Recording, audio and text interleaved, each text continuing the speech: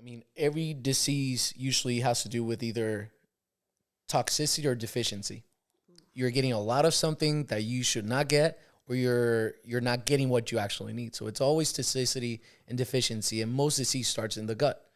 I mean, you are what you absorb when you eat. You're not what you eat. You are what you absorb when you eat. If you're eating crap, then your body's gonna be crap, right? If you eat healthy stuff, then you're gonna have a healthy body. And unfortunately, right now our guts are being destroyed by the food choices and the stress we're under and the toxins and chemicals our body are absorbing every single day. So let's talk about chronic illness again, right? Top 3 killers in the US: cancer, heart disease, and obesity and medical errors, whatever you want to call it. It goes back to the food that we're eating. And our gut is constantly either absorbing good nutrients or it's absorbing toxins that go into the blood, and that causes inflammation. So let's say, for example, right now, the traditional American diet, right? It's going to be a lot of sugars, refined carbohydrates. We're going to have the seed oils, which we talked multiple times. You're going to have the omega-6, which are not healthy either. You're going to have phytic acid in certain grains and seeds. All that goes into our gut, and it destroys the intestines. And then we start getting leaky gut. Yep. And leaky gut leads to chronic inflammation, which leads to a lot of chronic illness. Right? That's the main thing. No, and it's I don't think a lot of people realize how fascinating the gut is. Your gut is kind of like a second brain in that it houses an enormous number of nerve cells, and it's deeply connected to the central nervous system. I have a gut feeling. Right? Which came from that's it. That gut-brain axis is a very real thing. They communicate through parasympathetic, the vagus nerve. Yeah. And so the way that we're treating our gut right now is not good. And when we come to leaky gut, one of the biggest causes right now is going to be gluten. Because gluten right now, it's in a lot of that Americanized gluten. Americanized gluten is way worse than European gluten for sure. And this Americanized gluten that we have basically breaks down in the body into gliadins that activate a zonulin, and these zonulins come in and they just kind of loosen the gap junctions of the gut. So thought you just said lasagna land. I'm sorry. You know what are gap junctions? No. So if you look at your intestines, you have these cells called enterocytes. In between them, there's little gap junctions. That's what he's talking about. They're kind of like, how do you call it? Kind of like a zipper. It's like a zipper, yeah, to prevent.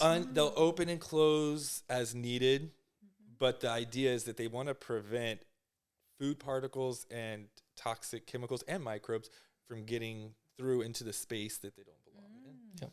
So when that opens or it's loosened, now food particles, for instance, can get in there, which allows them to enter into the bloodstreams. The body recognizes that food particle as a foreign invader.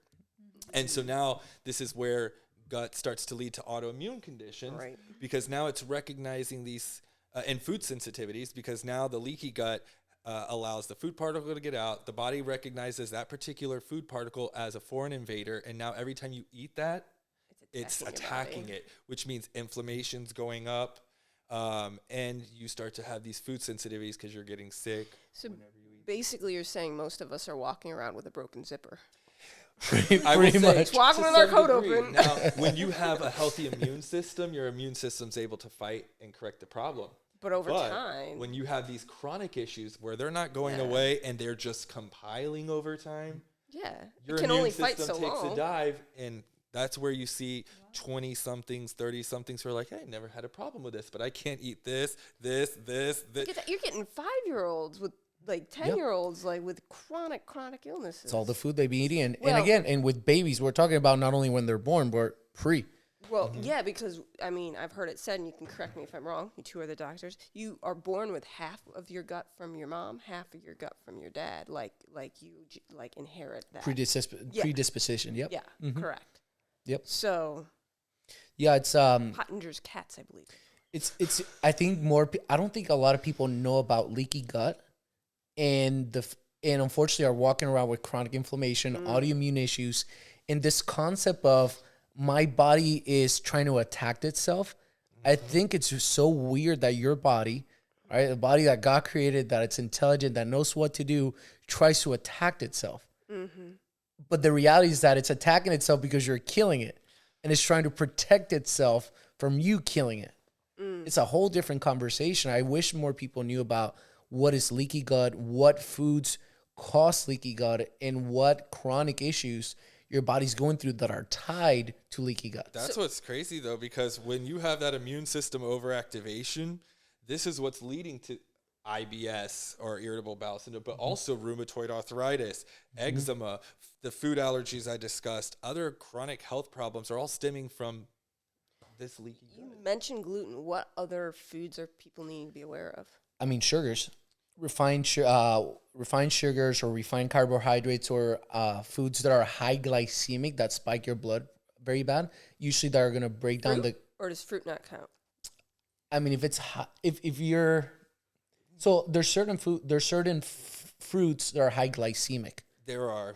I think when it not as bad as It's more the eating sugars, candy, refined. It's more the refined and processed. It's foods. more the refined. It always comes back to that processed Gotcha. foods. Preservatives they're putting in there, the dyes. These are all things that really shouldn't be in your body. Yeah. What is it that what you like to say? They're food-like substances. Food-like substances, right? But then you take, for example, seeds. You need help? She You wanna was. talk?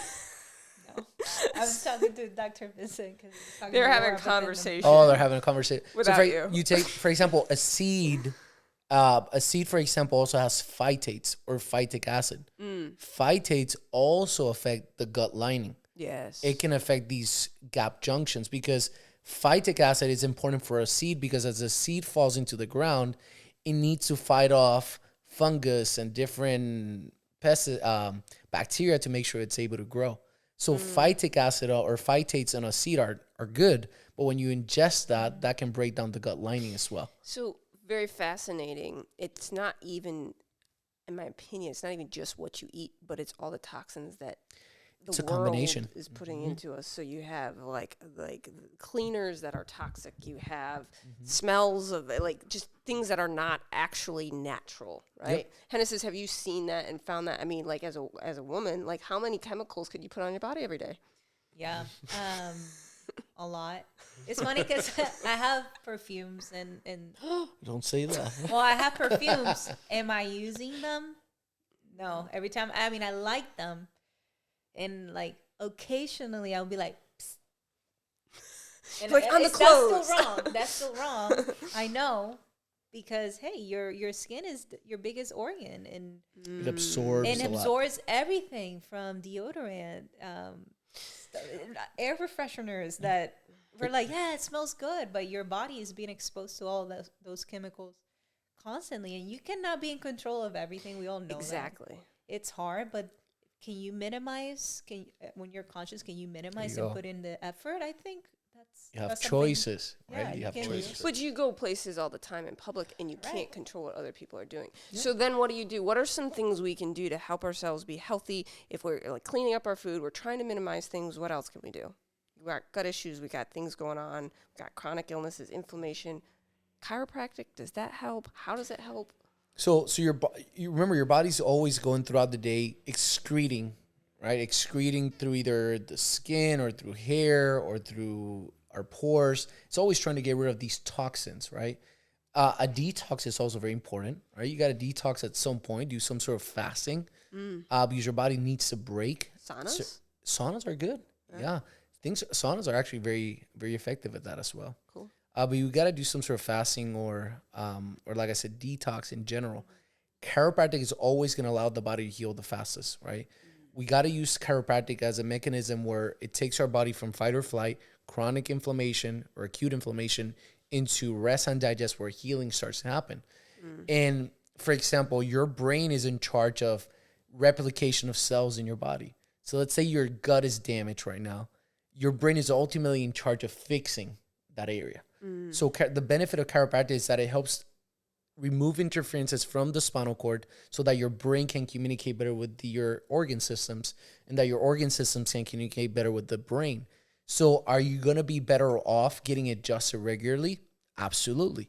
is the adjustment going to fix all these gap junctions that are damaging your gut lining, leading to the chronic inflammation? Probably not, right? But the salutogenic effect of the adjustment, it's way better. And salutogenic is just the genesis of health, right? Which is, it's a different paradigm. catalyst. Going back to RFK and our chronic healthcare issue, I think this is a battle of ideas and concepts and paradigms.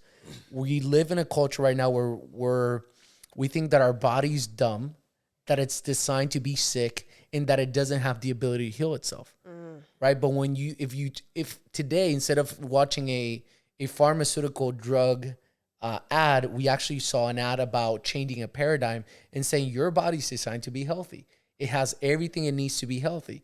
If you cut yourself, it's going to heal without you thinking about it. You start to change the perspective, and then people start to say, all right, instead of me taking a drug to patch the symptom, what can I do to help my body heal over time so it can fix all the problems that I have, right? So chiropractic works on a salutogenic paradigm where every time you get adjusted, the brain is able to heal and recover and help other areas of the body function better.